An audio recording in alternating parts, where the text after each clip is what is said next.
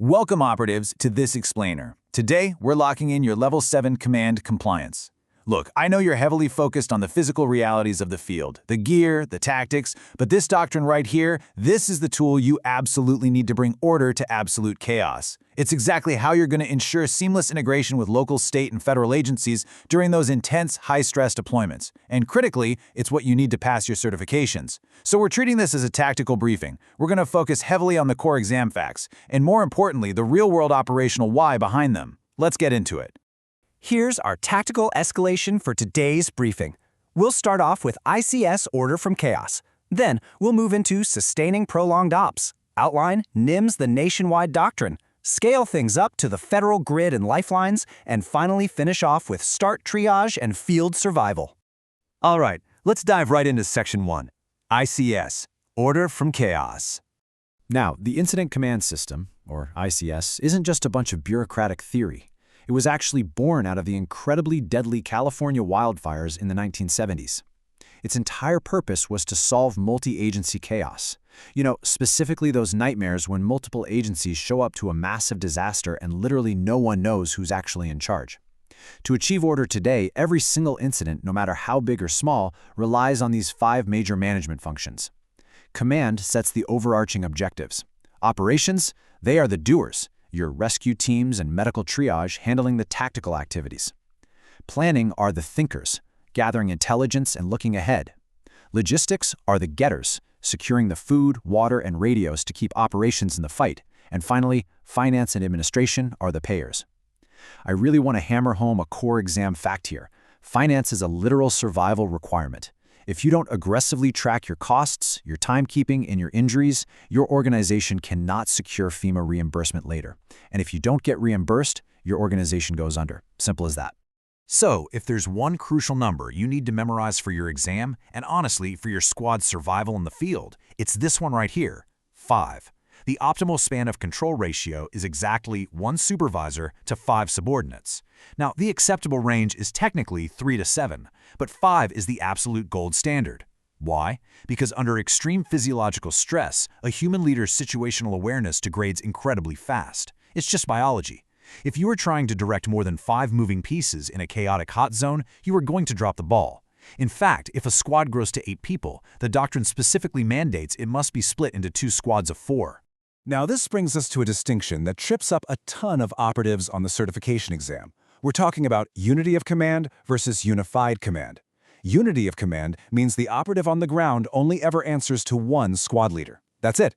It keeps ground operatives totally focused and prevents conflicting orders from getting people killed. Unified command, on the other hand, happens way up at the top level.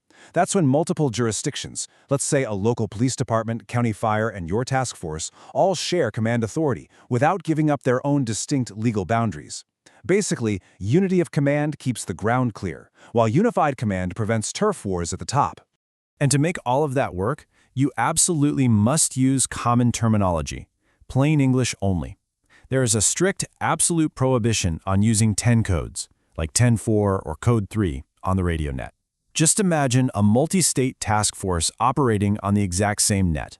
A code that means routine traffic to one agency might mean officer down to another. In a crisis, ambiguous codes will literally cost lives.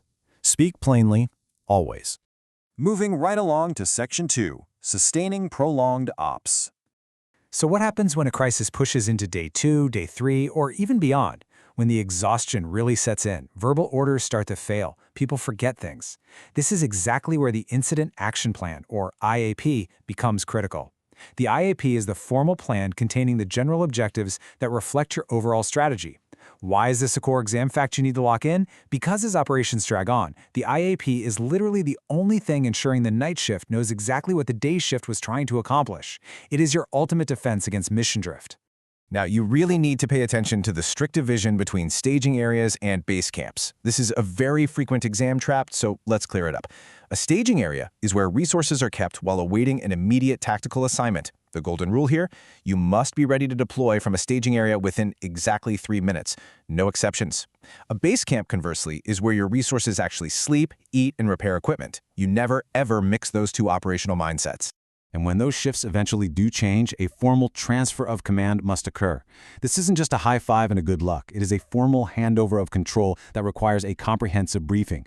You have to capture the current situation, the resource deployments, and the communications plan.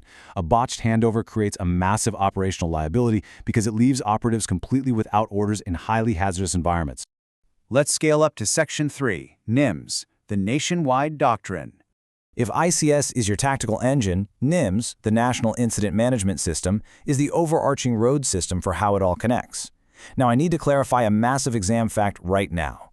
NIMS is not a tactical plan. Don't get that twisted. NIMS is not going to dictate exactly how your squad should clear an active shooter room or put out a structure fire. Instead, it is a standardized framework for interoperability. It's the system that guarantees a medical unit deploying from New Mexico can plug seamlessly into a disaster zone in Florida because everyone is using the exact same structural nodes. A huge piece of that interoperability puzzle is resource typing. NIMS categorizes resources in two distinct ways. Kind is simply what the resource physically is, like a helicopter or a medical team.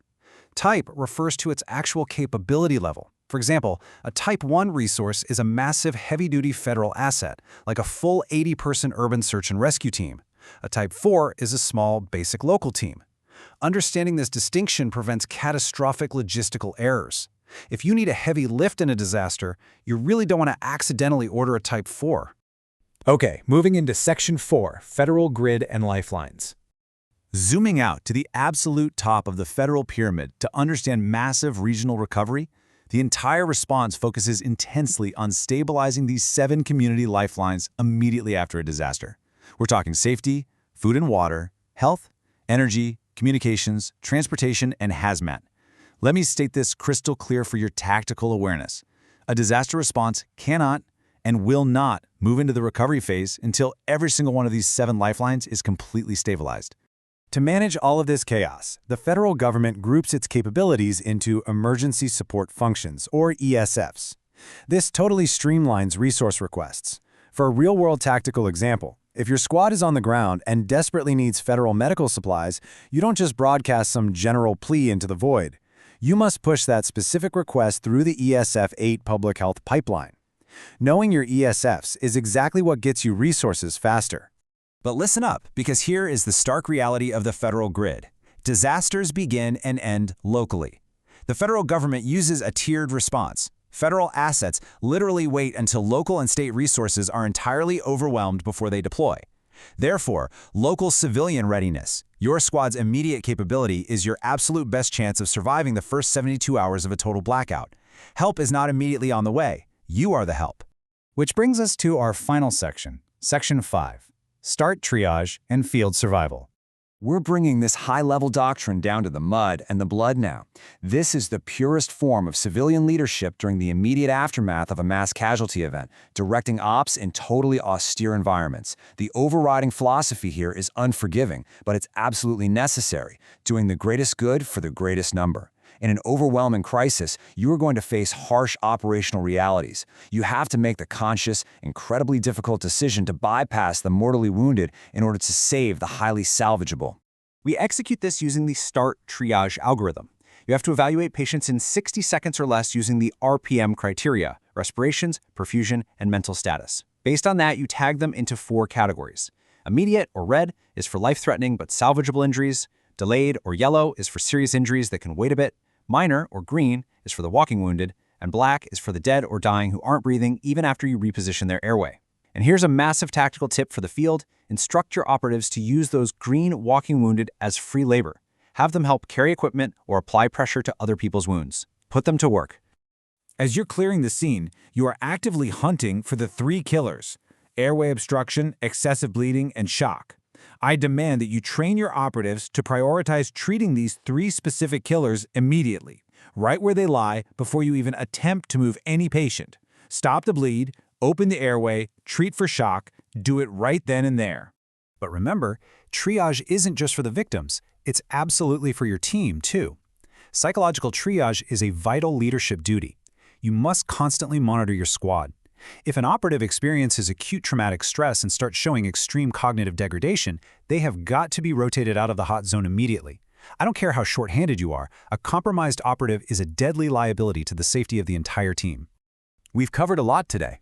The structure of ICS, the interoperability of NIMS, the federal grid, and the harsh realities of START triage. The doctrine is sound, the exam facts are clear, but the actual execution out there, that's entirely up to you. So I'm going to leave you with this final START question. When the lifelines flatline, will your squad hold the line? Study the doctrine, pass your certifications, and be ready. Thanks for joining me for this Explainer Operatives. I will see you in the field.